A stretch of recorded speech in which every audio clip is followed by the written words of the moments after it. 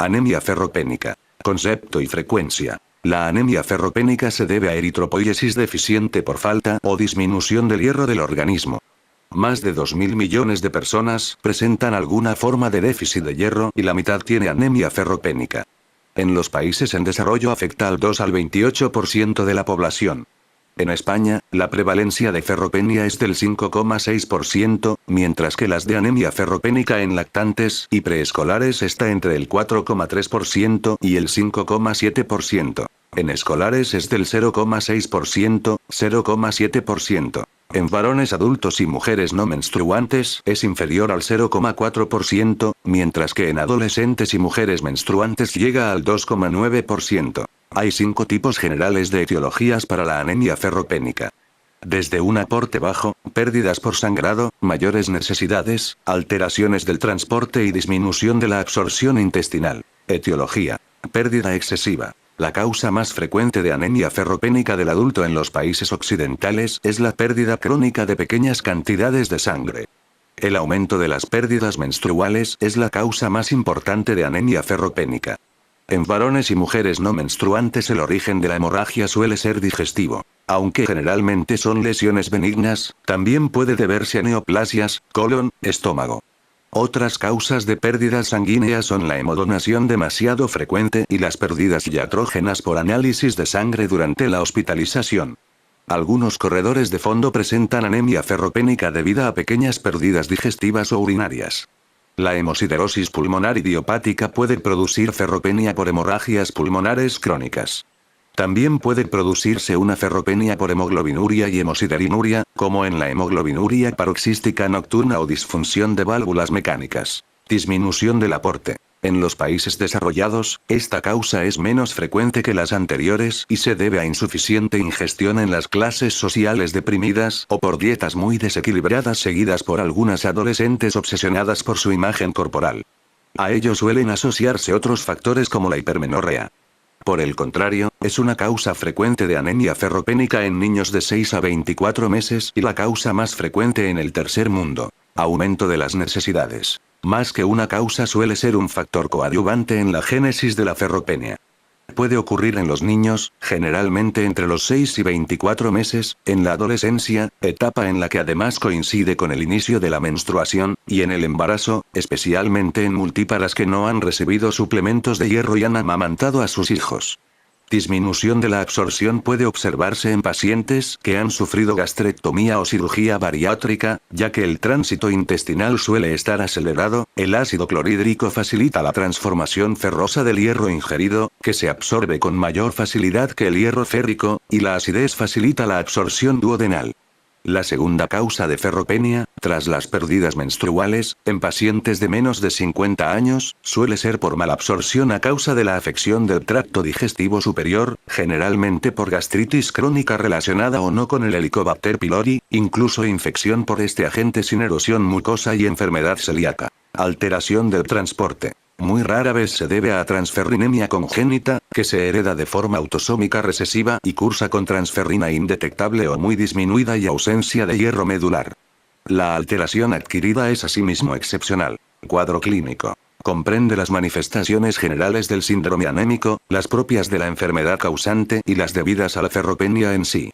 En la mayoría de los casos, las manifestaciones clínicas son insidiosas, por lo que a veces constituye un hallazgo casual de laboratorio.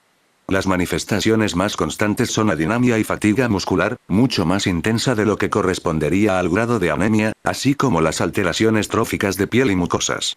La disfagia, asociada o no a membranas postcricoideas, asociación que constituye el síndrome de Plummer-Vinson o de Patterson-Kelly, es un signo muy raro en nuestro medio. Frecuentemente se observan fragilidad y caída excesiva del cabello, o encanecimiento precoz.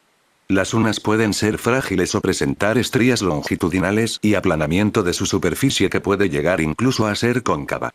Se considera una manifestación de ferropenia una alteración particular del apetito denominada pica, consistente en la ingesta de hielo, pagofagia, granos de café, almidón, zanahorias, tierra, geofagia, piedrecitas, pintura, cal de las paredes, etc. Esta manifestación, aunque infrecuente, es muy característica. Otras alteraciones que se pueden hallar son irritabilidad, pérdida de concentración y disminución de la memoria y, en niños, cierto grado de retraso psicomotor. Se ha descrito la asociación de anemia ferropénica con cefaleas, parestesias, síndrome de las piernas inquietas y acatisia. También se han comprobado distintas alteraciones en las funciones granulocitaria y linfocitaria. Diagnóstico. El grado de anemia varía ampliamente. En la mayoría de los casos hay microcitosis e hipocromía en el hemograma.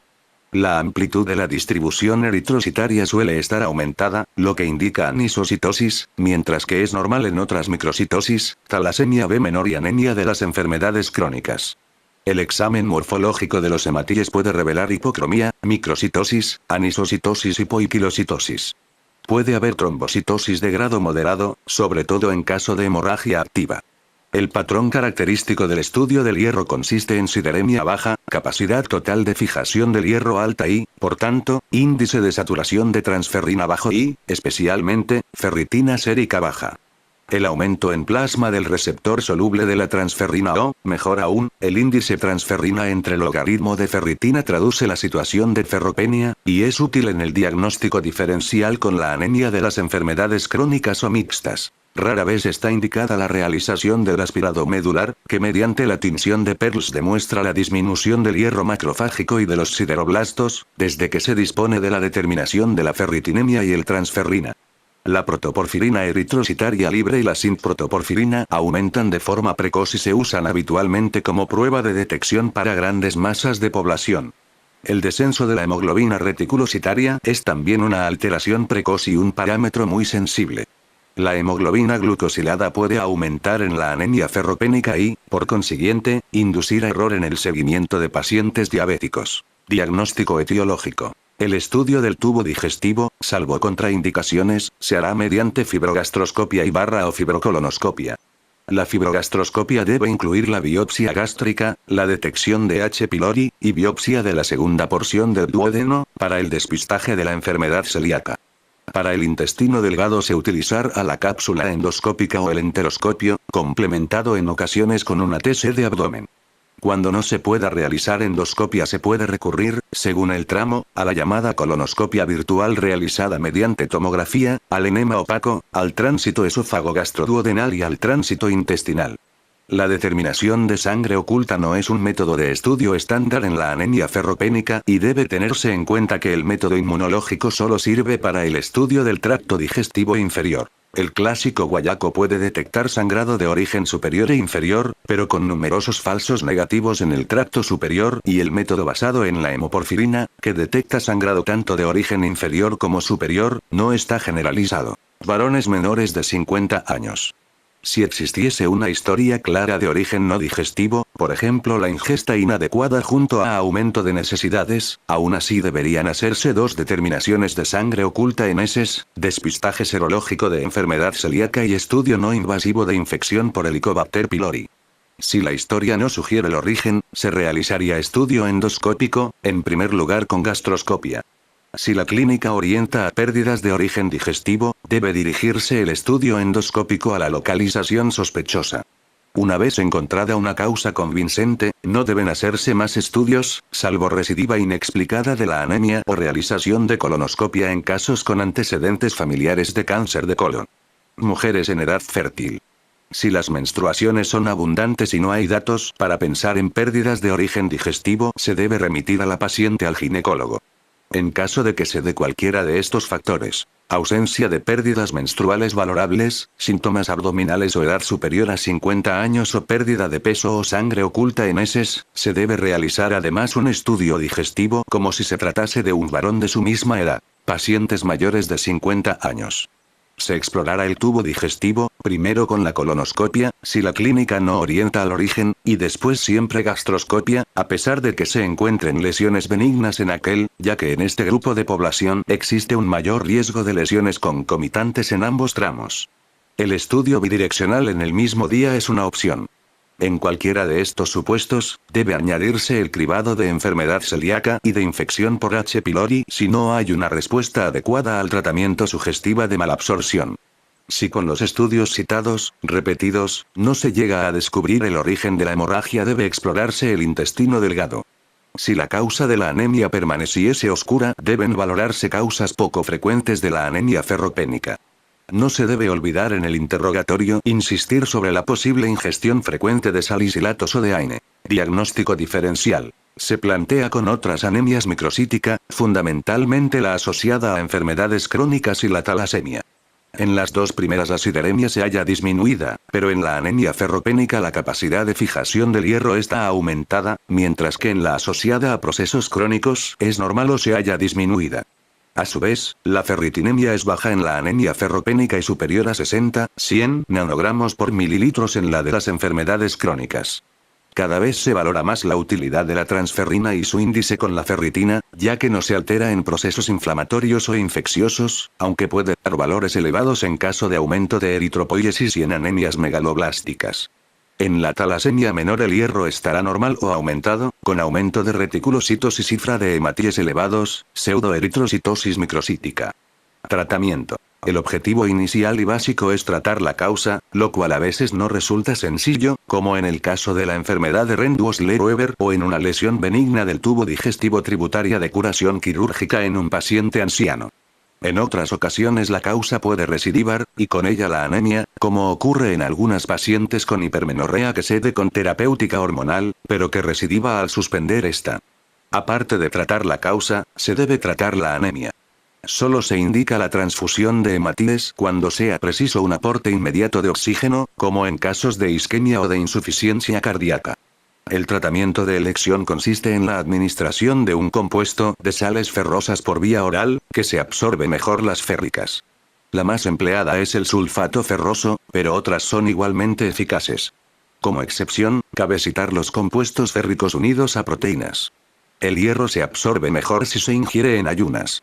La vitamina C y los tejidos animales, carnes y pescados, potencian la absorción intestinal del hierro, mientras que los fosfatos, fitatos, oxalatos, polifenoles, tanino, té, cafeína en gran cantidad, café, té, yemas de huevo, fosfoproteínas, antiácidos y las tetraciclinas la inhiben. Añadir vitamina C no se ha demostrado clínicamente superior y puede aumentar la intolerancia gástrica.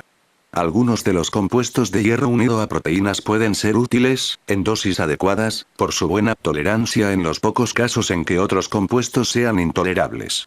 La dosis habitual diaria de hierro elemental, no de la sal, aconsejable es de 80-105 miligramos. Aunque la anemia puede curarse en 6 semanas, el tratamiento debe mantenerse, unos 4 a 6 meses, con el fin de restituir los depósitos de hierro, objetivo último del tratamiento marcial, que debe siempre documentarse con una cifra normal de ferritinemia. Debe advertirse al paciente que las heces serán de color negro mientras tome el hierro. En cambio, advertirle de posibles molestias digestivas solo contribuye a aumentarlas de origen psicológico. Con la dosis adecuada son pocos los pacientes que presentan efectos secundarios, náuseas, dolor epigástrico, estreñimiento o diarrea, y, en estos casos, tomar el hierro con la comida, en vez de en ayunas, suele solventar el problema. En principio, la ferroterapia oral se contraindica en casos de úlcera péptica activa y de enfermedad inflamatoria intestinal. Si al cabo de un mes no hay respuesta terapéutica adecuada, debe pensarse en las siguientes causas. A. El paciente no toma regularmente los comprimidos. B. Las pérdidas continúan e igualan o superan a los aportes. C. Existe una malabsorción del hierro, y D. El diagnóstico de anemia ferropénica fue incorrecto o coexiste otro tipo de anemia. El cribado de la enfermedad celíaca y la infección por H. pylori es obligado cuando la respuesta es inadecuada. Hay casos excepcionales de mala respuesta,